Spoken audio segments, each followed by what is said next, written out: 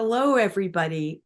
Thank you for joining us on this short webinar about Fragile X clinical trial participation options. So we're going to talk about two clinical trials that are both in phase 3, which is the last phase before they hopefully go to market. And where and when and how you might be able to participate if you are interested. I'm Katie Clapp, President of FRAXA Research Foundation, and we have Mike Tranfaglia, our medical director, Eric Wellen, who is our Master of Technology, and we are all parents. Mike and I have a son, Andy, who has Fragile X. So, two trials. The trial of Zatolmilast, which is going on now, is sponsored by Shionogi, which has acquired Tetra Therapeutics, and so hence the name change for those of you who are, familiar and following these trials for quite some time. So Zatolmilast, very briefly, is a PDE4D inhibitor. And that is something that aims to improve cognition, speech, learning. So it really gets at the heart of Fragile X syndrome. The trials that are recruiting now accept males ages 9 to 45 who have Fragile X syndrome. And the trial is a 13-week double-blind study followed by an open label extension, which means that people who complete the study are invited to keep taking the medicine open label for certain. So, and that actually has been going on for quite some time now. So, people can count on 2 years of the open label extension, maybe more, if all goes well, and or less if it comes to market earlier than that. You can find out more details at our website, fraxa.org/clinical trials, including all the contacts so that you could talk to somebody about perhaps participating in this trial. There will still be more sites opening up, and we'll be sure to list them as they do. Next, the second large-scale multi-site trial is actually a multi-country trial. So this is studying ZYN002. Obviously, that won't be its final name. It is a CBD gel which gets rubbed on the skin. And it's sponsored by Harmony Biosciences, which acquired Zynerba. You can see the pattern of drug development. And they are accepting ages 3 to 22. It's an 18-week study, double blind, so some are on placebo, some are on the gel. And after the 18 weeks, people are invited to take the medicine for certain, just as in the Tetra Shionogi trial. There are sites in the US, the UK, Australia, and Ireland. And there's also an at-home option in the US. And that's unique. It was added not long ago. You really do not ever have to visit a clinic to participate in the at-home option. Half the visits are over the computer, over Zoom, and half the visits are a team would come to your house to do the study. So it's a great idea for those who are not close to a clinic or for whom travel is difficult no matter what. So we're really in a unique situation of having both these trials going. The Harmony trial accepts males and females, not just males. And we would like to open this up to questions. And Eric, you have questions that are coming in. I would just going through, filter, and pick the best one. We've got quite a few that came in, so let's see here. The first one is was exactly how far along are the human trials, and when will Shionogi or Tetra's Zatolmilast be on the market? I'll take that on, because both of these trials are really what would be called pivotal trials in the pharma business. And that means if they're successful, they can be the basis for approval. So once the trials are done, and in the case of the Tetra trial, I think it's forecast to be done around the end of 2025. We'll have two studies, an adult and an adolescent trial.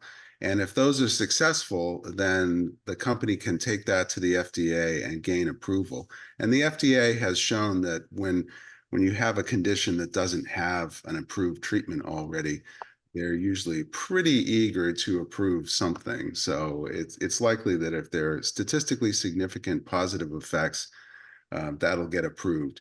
The same is true with the Zynerba trial, that if the results are positive and they're statistically significant and they're considered to be at all clinically significant, then the Zygel can get immediate approval and be marketed in the US.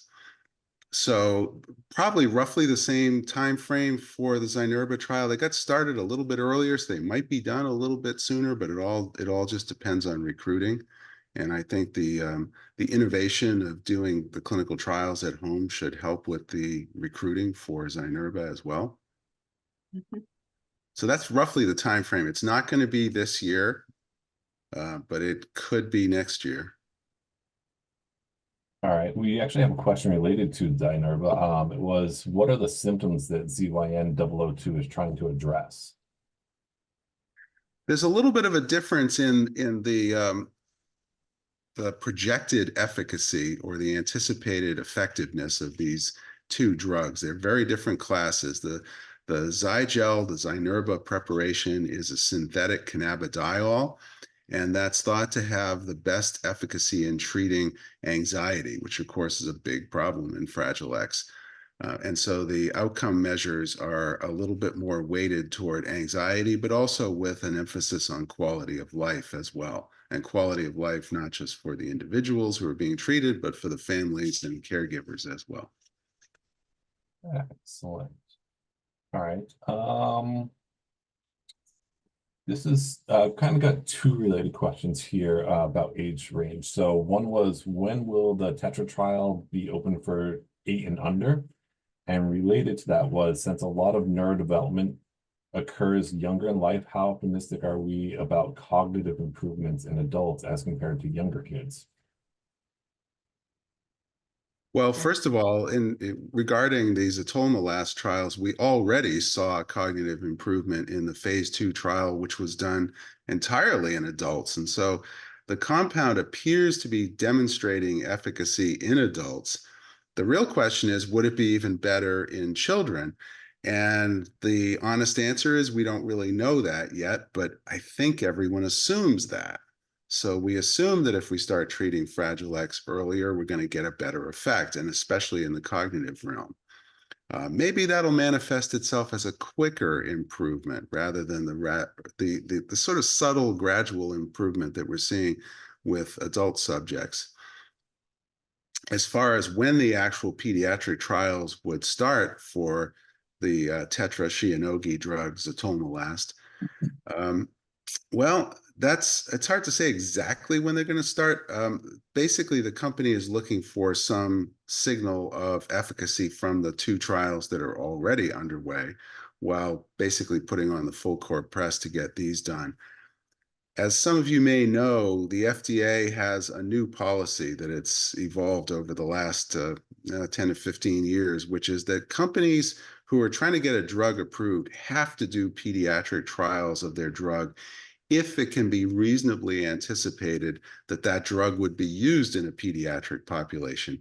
And since that's obviously the case in developmental disorders where people are diagnosed in the US on average at age 3, you can assume that this drug would be used in pediatric subjects.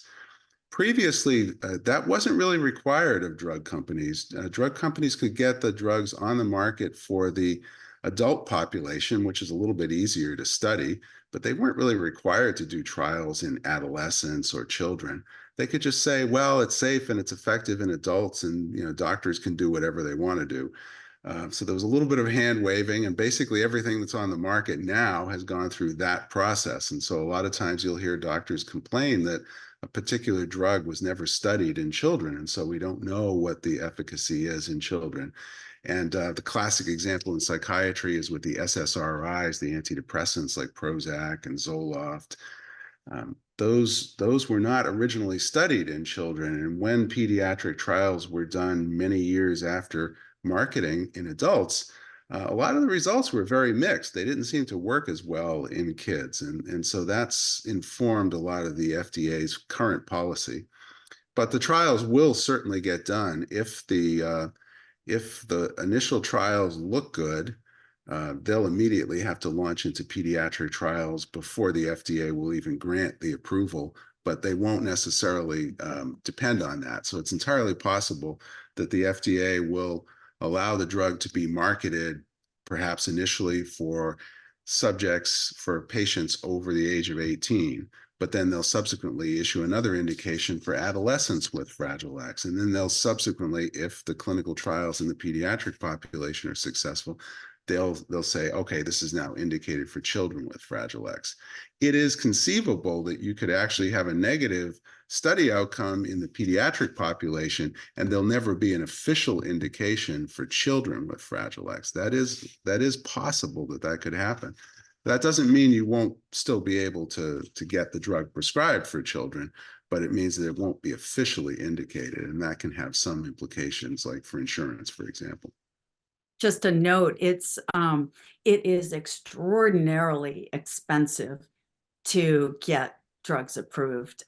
Everybody probably knows that, but I've been amazed at how much money these companies are spending on these drugs and how much money each of these trials costs. So you can kind of see why they want to be pretty sure that they're going to succeed before they launch a pediatric trial. And also another one that that's being planned for the Tetra Shionogi drug is, of course, for girls, and that's coming. But we're just talking about millions and millions of dollars. Yeah, if you want a rough estimate of what it costs each round, so we're talking about an adult trial, an adolescent trial, a trial in girls, a trial in children. Each one of these rounds is anywhere from $10 to $15 million or more for each of these trials. So that's how expensive it is. It's a lot of money. More from what they're spending. I think it's a lot of money. Quite a bit more. That's like the bare minimum. If you're trying to do 150 subjects, I mean, that's like a $20 million study at least, and could run into more like 30 million if you have recruiting problems and it drags on for longer. There are certain fixed costs associated with the timing. So drug companies, once they get started, they're always in a hurry because the meter is running, and the time is costing you money too. So if it takes twice as long to do the trial, then it's going to cost a lot more than if you've gotten it done in the projected time frame, because they're paying lots and lots of people to work on this. Well, now that ties right into the next question, which was about some costs. This was, will a cure be affordable to anyone anywhere in the world? How much will the drugs like Shionogi or Tetras cost? And how much, this was also related, is how much would an ASO-based treatment cost? Really good questions. And as I'm a certified cheapskate, I'm always interested in the costs of these things, and I actually, when I prescribe medications for patients, I actually go and look it up and see how much this medicine costs. And some of the medications that we use every day are surprisingly expensive. Our son was on an anticonvulsant called Vimpat, and before it went generic, it was about $1,500 a month for Vimpat. So that's $50 a day for something that's been around. It's a small molecule. It's been around for decades, and it's actually generic in some countries already. It's since gone generic in the US, and it's quite cheap now. But that's $50 a day for just a regular old seizure drug. These are going to be more than that, quite a bit more than that. So, probably as much as you can possibly imagine, and then double that is what they're going to cost. I mean, you're talking at least $25,000 to $50,000 per year per patient. So that is not affordable for everyone, everywhere, all around the world, not by a long shot.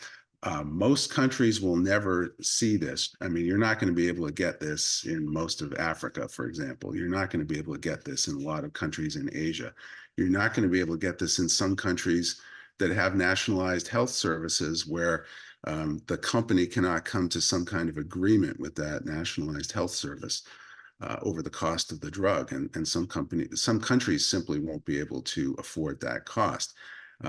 As always, it'll be more expensive in the US than it will be everywhere else, but we'll also have the greatest access.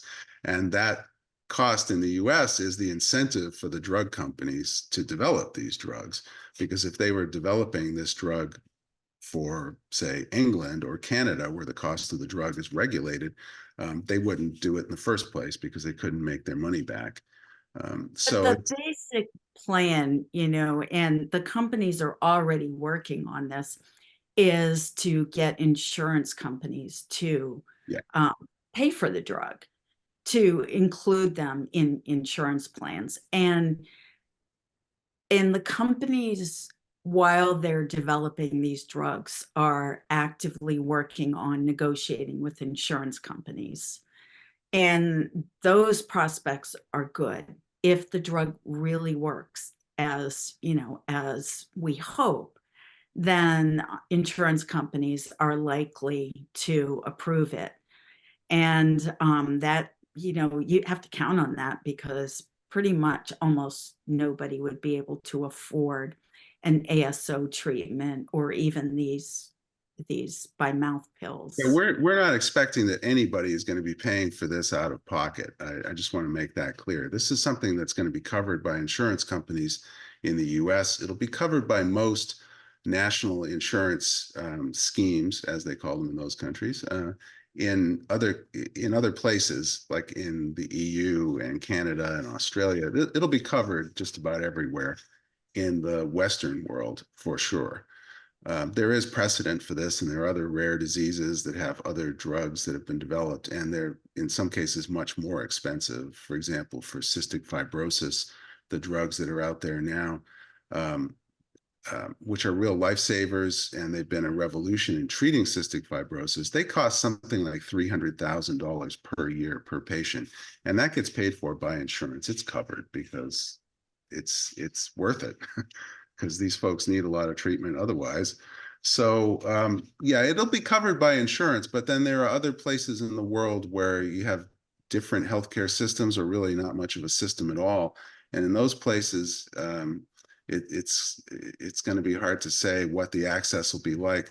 The important thing to remember is that when you're developing a drug, you're not just developing one drug, you're developing a class of drugs essentially. And there's always going to be a first drug to the market. But for example, with the Zynerba preparation of the Zygel cannabidiol, there will be competitors that will come into the marketplace after a period of time, and that can lower the cost especially in other areas of the world. So there's a period of market exclusivity, as they always refer to it in the business, where the first guys in will have a few years where there won't be any competition, and they'll make a lot of money to recoup this huge investment that they've made, but that won't last forever. And in fact, we're working with a number of companies that are interested in similar drugs or things that are not exactly the same, a little bit of a variation on the theme. And they're very much watching what's happening now and ready to jump in. It'll take them a while to catch up, but once that happens, you'll start to see the prices come down. And that's how it goes in the pharmaceutical market in the US. There's always this period of time where you have a drug class of one drug, but that doesn't last forever. And this is kind of related to that, is which research group is getting closer to having a cure out there to the public? Well, when we talk about a cure, we've sort of used this term definitive therapeutics now. So something that is actually treating Fragile X, not just treating symptoms of Fragile X, not just treating what the scientists would call downstream targets like phosphodiesterase or mGlu5 would be another great example of that. But things that are actually going after Fragile X itself. So gene therapy, gene repair, gene reactivation, protein replacement, all kinds of things like that. So the things that are closest right now, we've got a lot of companies that are interested in gene therapy for Fragile X. And when I say a lot, we're talking about 8 to 10 major pharmaceutical companies with a lot of knowledge of gene therapy that are looking at Fragile X. But are they actually developing a treatment that they're ready to take into clinical trials next year?